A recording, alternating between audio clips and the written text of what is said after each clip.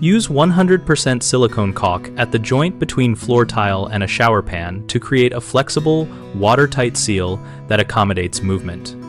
For a durable professional result, choose a neutral cure, 100% silicone formulated for bathrooms because it resists mildew, soap, and constant moisture better than silicone blends or acrylics.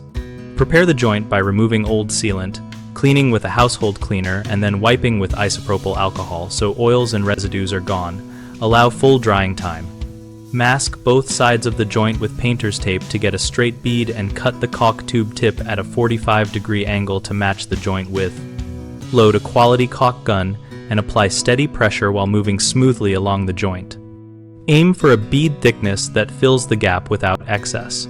Use a damp finger or a soft caulk finishing tool to smooth and push the silicone into the seam within 5 to 10 minutes of application for best adhesion.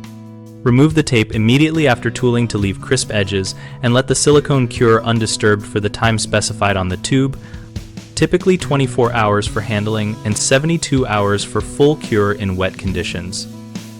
Do not use grout in this transition joint because grout is rigid and will crack when the pan and tile move at different rates. Common mistakes are using the wrong material, applying silicone over dirty surfaces, and overfilling or underfilling the gap. Using acrylic or non-100% silicone often leads to failures and mildew, so choose a neutral cure 100% silicone designed for wet areas. Skipping proper cleaning reduces adhesion, so always remove old material and wipe the joint with alcohol before caulking.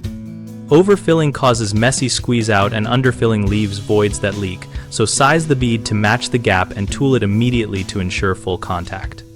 We run bighomeprojects.com to connect homeowners with local contractors and to help contractors find jobs related to projects like sealing shower joints. On our site, we also host a discussion community where users share tips, ask questions, and post real experience about materials and techniques.